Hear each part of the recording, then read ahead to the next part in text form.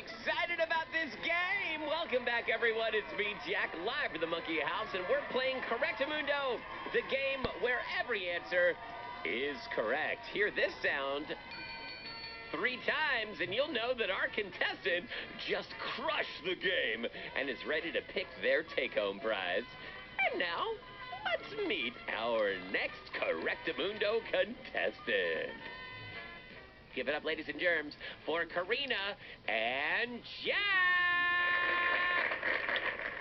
Hey, Karina and Jack, how's it going? Hi. Hello! Wait, this Hello. sounds more like... Is this Jack who said hi first? Yeah, that's me. Hello, Jack! Okay, this is kind of confusing because my name's Jack and your name's Jack. How are people going to tell us apart here on the air? I don't know. Maybe...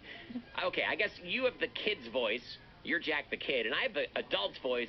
I'm Jack the adult. So that's probably how people can tell us apart, right, Jack? Yeah. Yeah, okay, that checks out. Okay, I think I know. Jack, we're going to play this round, and then is it true that Karina and I are going to play the next round? Is that right? Yes. Okay, great. Then let's lower down into the game-playing chamber, Jack. You didn't realize that's an elevator chair you're sitting in, and it's lowering down now to the cavern, where we've turned down most of the lights. The temperature is a chilly 39 degrees, and right now there's a single spotlight shining right on your face. It's kind of nervous down here, isn't it, Jack? Do you feel nervous? Oh, yeah, I'm shivering. Well, that's mostly the cold. You really should have worn layers. There's one thing I tell callers. Layer up here on the Monkey House. You never know what's going to happen with the weather.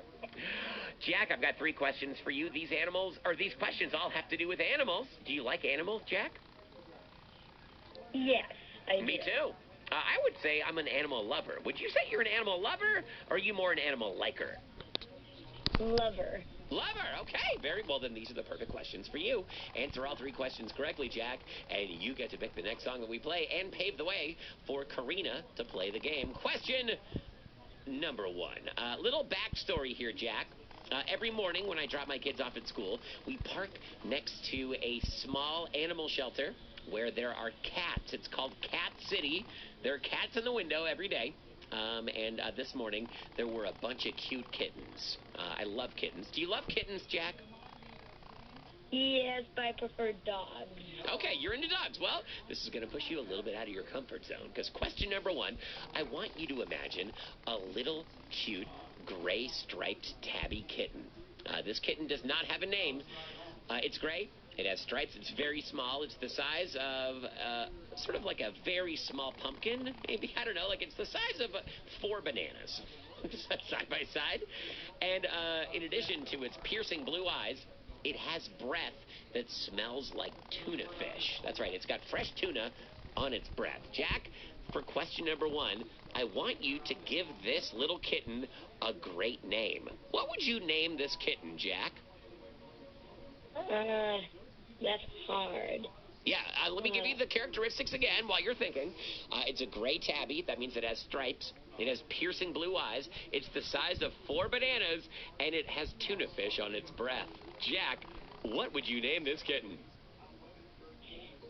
Little fishy swimming upstream. Wow, that's a very long name. That's going to be very hard to fit on the collar. This cat's going to have to grow into that name, I think. What would you call this cat for short? Would you always call it Little Fishy Floating Upstream, or would you give it a shorter nickname? Tuna. Tuna, okay. So, on its birth certificate, long-form birth certificate, it's going to say Little Fishy Floating Upstream, but it's going to answer to the name Tuna. Is that your final answer, Jack? Yes. Audience, show me tuna! Yes! Wow! This is crazy, Jack. The audience just reached under their seats and they pulled out a giant 40-pound tuna. Wow, that's amazing that they had that. Congratulations, Jack. That's 1 point to you. How do you feel?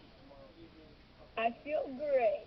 You're doing really well. And by the way, great naming. You've got a knack for this. Question number 2. This is a classic Live for the Monkey House question, Jack. Would you rather have a cow the size of a slug, or a slug the size of a cow?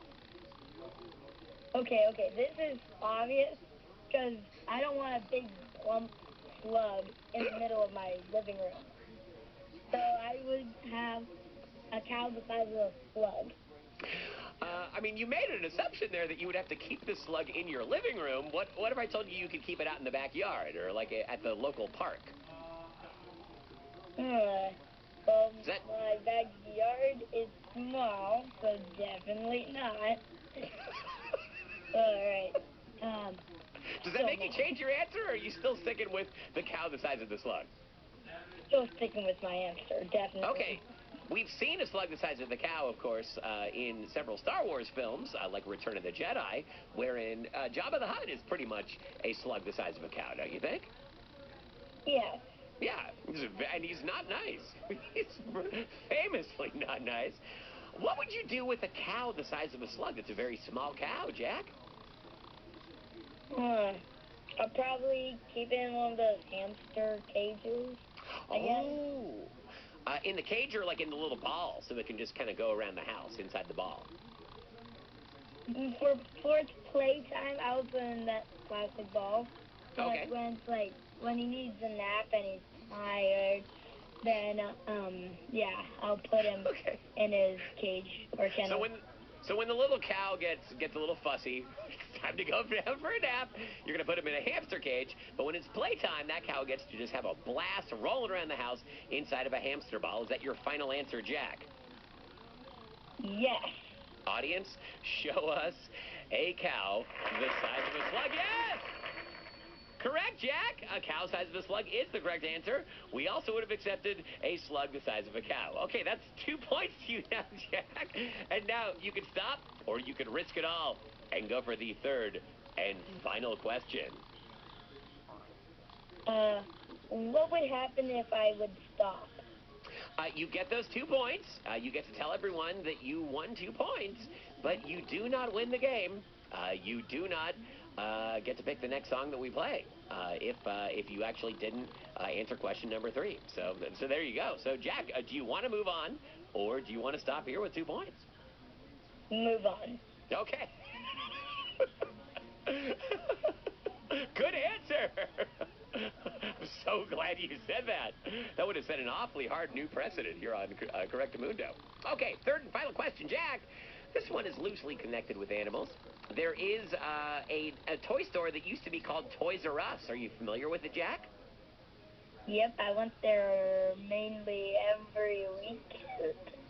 Well, not anymore, my friend, because as you probably know, Toys R Us has gone out of business, and that means its mascot, Jeffrey, the Toys R Us giraffe, no longer is employed. He needs a new job. So this is it, Jack. For the third and final question, what should Jeffrey, the Toys R Us mascot, who is not a real giraffe, it's just a cartoon picture of a giraffe, what should Jeffrey, the cartoon giraffe, do for his new job? Advertisements for the San Diego Zoo. This is a very good answer. Very large, famous zoo that a lot of people are familiar with. Okay, what would Jeffrey do to advertise the San Diego Zoo, Jack? I don't really know. He's gonna have to wing it. No, wing it. Okay. Well, oh wow. So you're gonna put wings on Jeffrey the giraffe, like a pair of giant pigeon wings? Is that part of the ad campaign? No, I won't. Oh, you mean when you say wing it, he's just gonna have to figure it out as he goes. That's what you're saying? Yeah. Oh, okay, that kind of way. Okay, got it. I'm still learning expressions and idioms. Audience, this is for the win. Jack says that Jeffrey from Toys R Us should work at the San Diego Zoo. Yes! That is correct. Congratulations, Jack. You just won Correctamundo. How do you feel? Amazing! I'm so happy for you. Karina's going to join us in just a minute, so don't hang up. But right now, Jack, you get to tell us, what song do you want to pick as your fabulous prize? On Top of the World by Imagine Dragons. You got yourself a deal. One more time, audience. Give it up for Jack in Cool and Party.